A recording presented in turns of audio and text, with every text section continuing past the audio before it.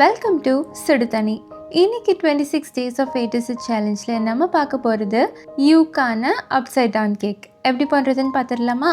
எவ்வளவோ cake recipe try பண்ணியிருக்கேன், ஆனால் இந்த மாதிரி ஒரு ஈஸியான கேக் ரெசிபி நான் பண்ணதே இல்லை.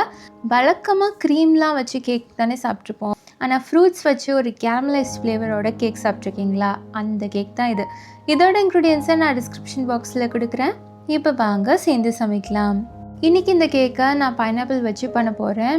ஸோ நான் இன்றைக்கி எடுத்துருக்கிறது கேன்ட் பைனாப்பிள். கேன்ட் பைனாப்பிளில் என்ன ஒரு டிஃப்ரென்ஸ்னால் அதில் கொஞ்சம் கூட புளிப்பு தன்மை இருக்காது, அதே மாதிரி பர்ஃபெக்டான ஷேப்பில் கொடுத்துருப்பாங்க. ஸோ இதை வச்சு பண்ணுறது உங்களுக்கு பர்ஃபெக்டான கேக் அவுட்புட் கொடுக்கும். உங்ககிட்ட கேன்டு பைனாப்பிள் இல்லைனா நீங்கள் நார்மல் பைனாப்பிள் கூட யூஸ் பண்ணிக்கலாம். பைனாப்பிள் யூஸ் பண்ணுறதுக்கு முன்னாடி ஒரு டிஷ்யூ இல்லாட்டி கிச்சன் டால் வச்சு நல்லா மாய்ஸ்சரை ரிமூவ் பண்ணிவிட்டு அதுக்கப்புறம் நம்ம யூஸ் பண்ணிக்கலாம். இப்போ எக்ஸஸ் மாய்ஸ்சர்லாம் ரிமூவ் பண்ணதுக்கப்புறமா இதை ஒரு பேக்கிங் ட்ரேயில் நான் அரேஞ்ச் பண்ணிக்கிறேன். எந்த மாதிரி வேணாலும் நீங்கள் அரேஞ்ச் பண்ணிக்கலாம். அரேஞ்ச் பண்ணிவிட்டு இதுக்கு நடுவில் செரிஸும் வச்சுக்கிறேன். நான் இன்றைக்கி ட்ரை செரி தான் யூஸ் பண்ணுறேன், நீங்கள் நார்மலாக செரி பழம் கூட யூஸ் பண்ணிக்கலாம். இப்போது இதை அரேஞ்ச் பண்ணியாச்சு, இது இருக்கட்டும். அடுத்து 60 கிராம் பட்டரை நான் மெல்ட் பண்ணி எடுத்திருக்கேன். இது நல்லா சூடாக இருக்குது. இது சூடாக இருக்கும் போதே இதில் 1/4 கப் ப்ரௌன் சுகர் சேர்த்துக்கலாம். அப்போ தான் நல்லா கரைஞ்சி வரும். நல்லா இதை மிக்ஸ் பண்ணிக்கோங்க.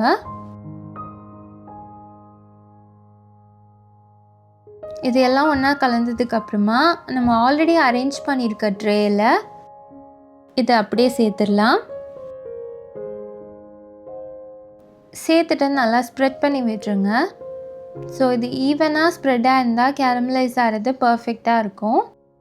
இப்போது இது இருக்கட்டும். அடுத்து ஒரு மிக்சிங் பவுலில் 2 முட்டை சேர்த்துக்கலாம். சேர்த்துட்டு நல்லா பீட் பண்ணிக்கோங்க.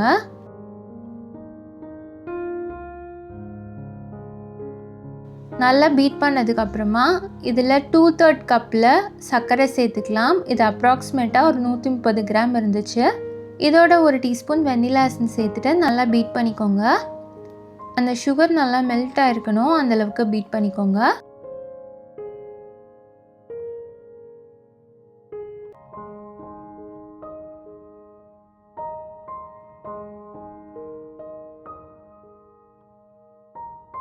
இப்போ இது நல்லா பீட் ஆனதுக்கப்புறமா இதில் 1 கப் மைதா மாவு,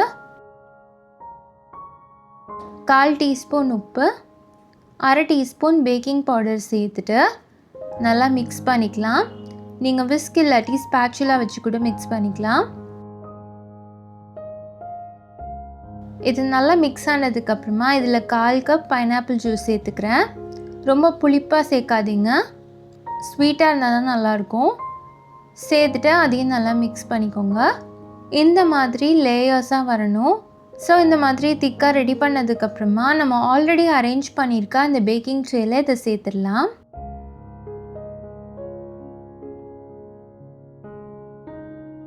எல்லாத்தையும் சேர்த்துட்டு நல்லா ஸ்ப்ரெட் பண்ணி விட்டுருங்க. இதை ப்ரீ ஹீட்டட் அவனில் 170 டிகிரி செல்சியஸில் 40 மினிட்ஸ் பேக் பண்ணி எடுத்துக்கலாம். அவ்வளோதான், நம்மளோட கேக் இப்போ சூப்பராக பேக் ஆகி வந்துருச்சு. பேருக்கு ஏற்ற மாதிரி இதை அப்சைட் டவுனாக திருப்பிடலாமா? இந்த பைனாப்பிள் செம்ம சூப்பராக கேரமலைஸ் ஆகி வந்திருக்கு. நார்மலான க்ரீம் கேக் சாப்பிட்டுட்டு இந்த கேக்ஸ் ட்ரை பண்ணுறதுக்கே செம்ம சூப்பராக இருந்துச்சு. ரொம்ப டிஃப்ரெண்ட்டான ஒரு ரெசிபி, ஆனால் கண்டிப்பாக இது ஃபெயிலே ஆகாது. இது பண்ணுறது ரொம்பவே ஈஸி, ஏன்னா எந்த ஒரு பதவுமே கிடையாது. பீக்ஸ் வரணும், இந்த பவுலில் அதை மிக்ஸ் பண்ணணும், அந்த பவுலில் இதை மிக்ஸ் பண்ணணும்னு எந்த ஒரு பிரச்சனையான ஐட்டம்ஸ் எதுவுமே இதில் கிடையாது. ஸோ ஈஸியாக ஒரு பவுலில் மிக்ஸ் பண்ணி டக்குன்னு கேக் பண்ணி முடிச்சிடலாம். ஸோ இந்த no fail upside down cake ரெசிபியை நீங்களும் ட்ரை பண்ணி பாருங்கள். பார்க்குறவங்களுக்கு ரொம்ப கஷ்டப்பட்டு பண்ண மாதிரி இருக்கும், ஆனால் நம்மளுக்கு மட்டும்தான் தெரியும் இது செம்ம ஈஸின்ட்டு. இந்த வீடியோ உங்களுக்கு பிடிச்சிருந்தால் லைக் பண்ணுங்கள், சுடுதனி சேனலை சப்ஸ்கிரைப் பண்ணுங்கள். தேங்க்யூ.